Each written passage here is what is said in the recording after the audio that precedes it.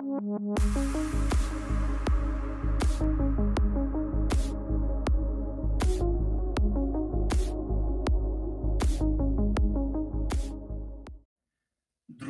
всем привет и добро пожаловать на канал Гарныч Лайф. Меня зовут Игорь, и я увлекаюсь водородными разработками. Сейчас я вам покажу один небольшой, но очень интересный эксперимент, и после этого мы будем тестировать мой генератор, который разделяет водород с кислородом, потому что эксперимент, который я вам покажу, очень тесно связан с этой конструкцией. Ну что, погнали?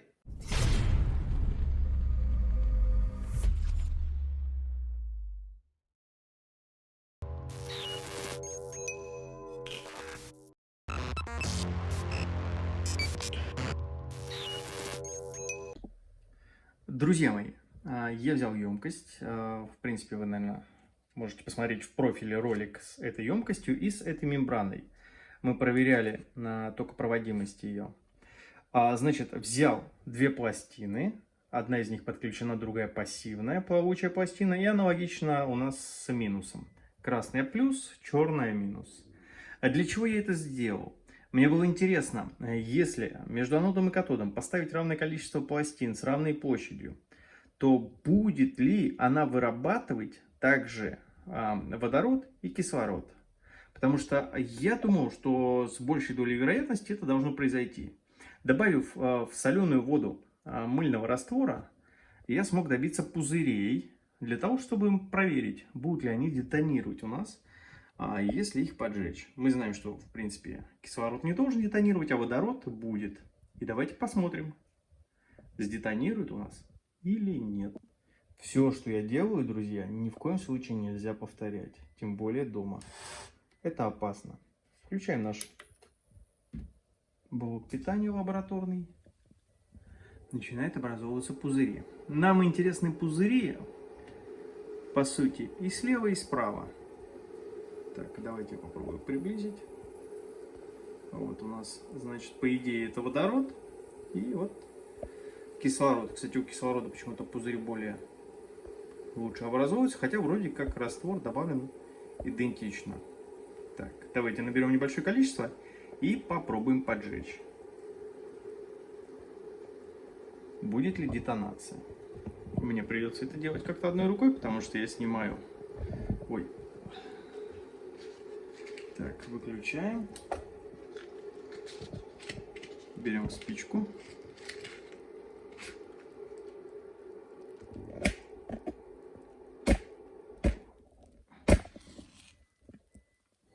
Сейчас бахнет.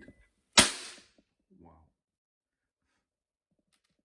Выходит, что там, где у нас кислород, произошла детонация, а это значит, что здесь у нас есть водород.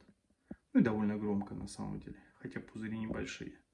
Значит, пластины плавучие, они не вырабатывают кислород, если находится со стороны с правой, ну в моем случае с правой стороны, со стороны минуса. И, друзья, смотрите, если мы развернем активными зонами пластин друг к другу, а пассивные пластины поставим за них, то что мы видим? Вот, кстати, видите, вырабатывается водород, а здесь у нас кислород.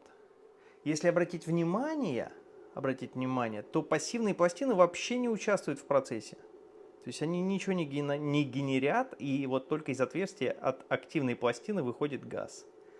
Аналогично и здесь газ выходит, а здесь выходит у нас кислород,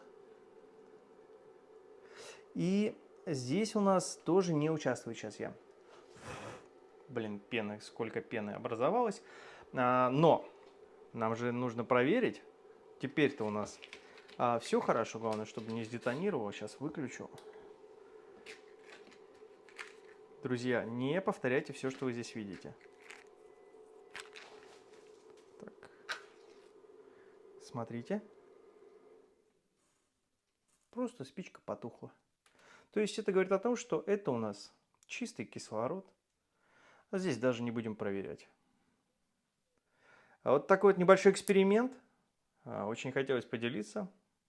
Напишите в комментариях, знали ли вы, что пассивные пластины, они не позволяют нам производить газ в чистом его виде. То есть для газа Брауна это отлично, это даже увеличивает выход газа.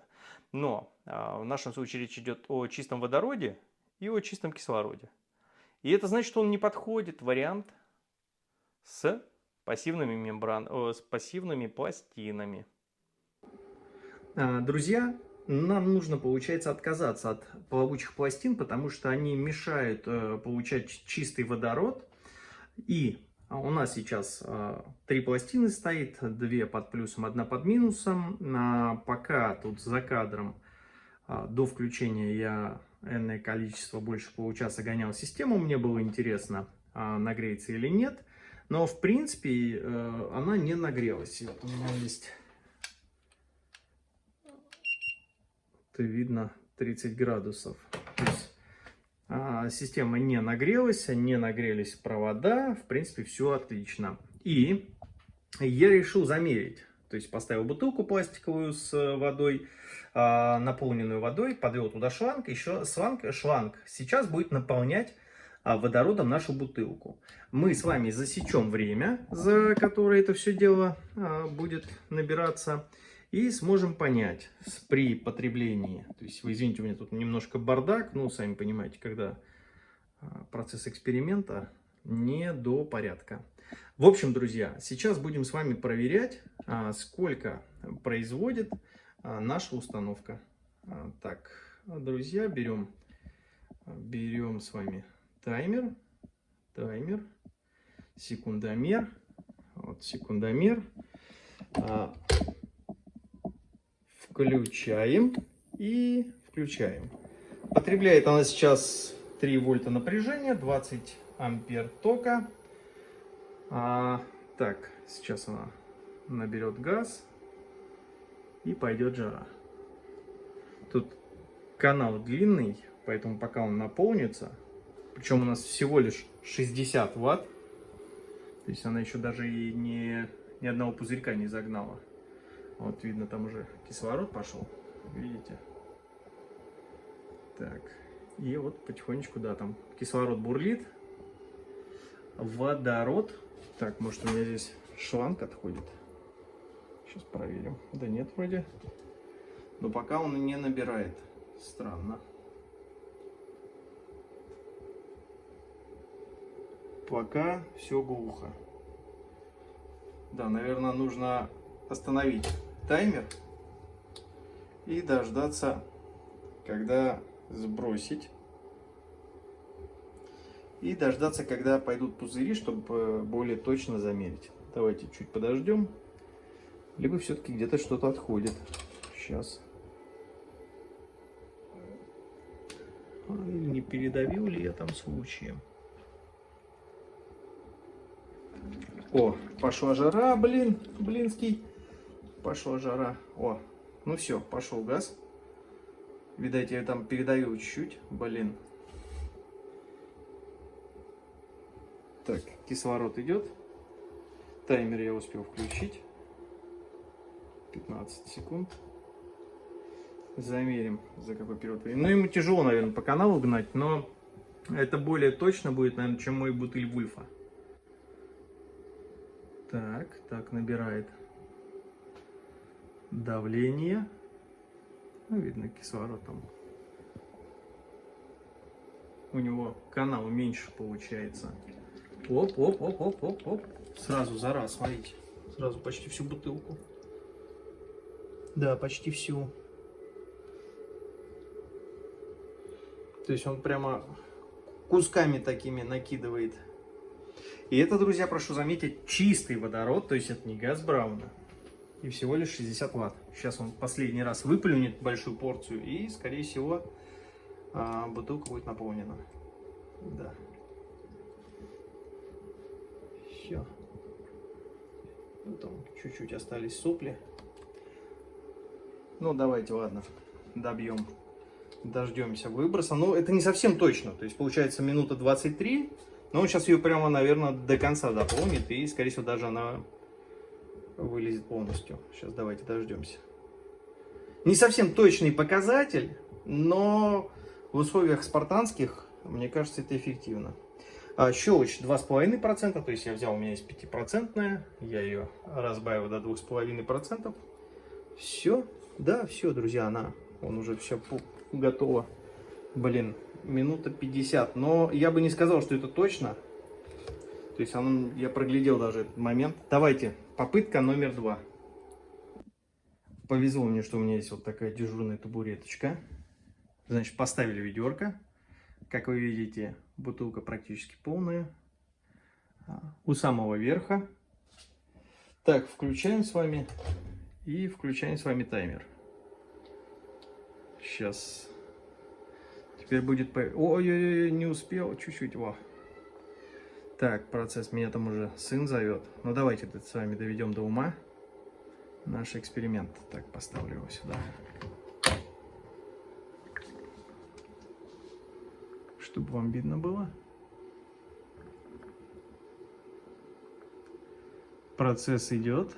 Наполнение, вот видите, ход канала меньше, и все-таки внизу стояло ведро. Это тоже не совсем удобно было.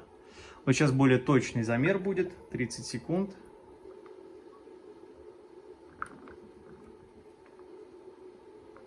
А, 3 вольта. 20 ампер. —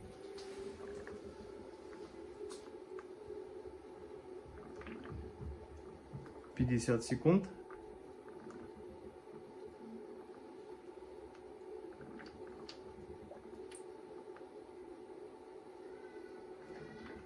Так, ну да, помедленнее. Там она больше сразу какими-то оптовыми партиями заполняла. Тут помедленнее идет процесс, но при этом регулярней.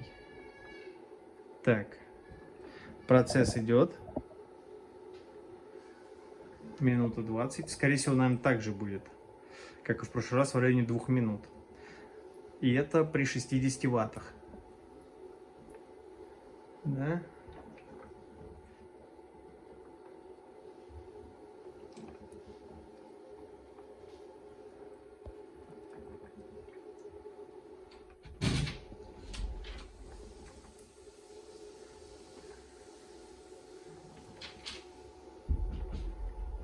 Близко к 2 минутам.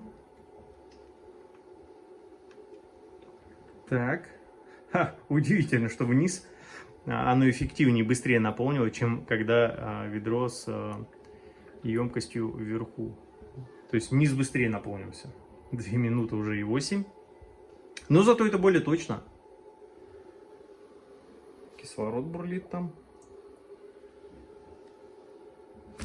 Оп. Ай-яй-яй-яй. Ну, давайте считать, что вот 2,5 минуты. В принципе, 2,5 минуты и бутыль наполнен. Вот такая у нас установочка получается. Увеличу количество пластин, результат будет более эффективный, но даже при 60 ваттах довольно хороший показатель. Повторюсь, система у нас не греется. 29 градусов, как и было изначально, 29-30. Вот. Провода тоже холодные. Вот. В общем, друзья, вот такая вот у нас история получается. Ну что, друзья, мембраны, в принципе, показывают себя довольно хорошо. Они действительно производят чистый водород и чистый кислород. Результат сегодняшний, я считаю, довольно неплохой. 60 ватт на 0,5 литра газа за 2,5 минуты. Это неплохо. Конечно, это не идеально, но подождите, мы еще не на финише. Это только начало пути. И в целом я, в принципе, уже, наверное, не первую неделю экспериментирую и практически каждые выходные юзаю наш этот водородный генератор и с мембранами. То есть я периодически разбираю его и смотрю на мембраны, их износостойкость, и они довольно износостойкие. То есть все хорошо с ними, справляются со своей задачей, еще не вышли из строя. И самое интересное, для чего же я это делаю? Я думаю, чуть позже обязательно вы узнаете, для чего я пытаюсь сделать генераторы, которые производят чистый водород.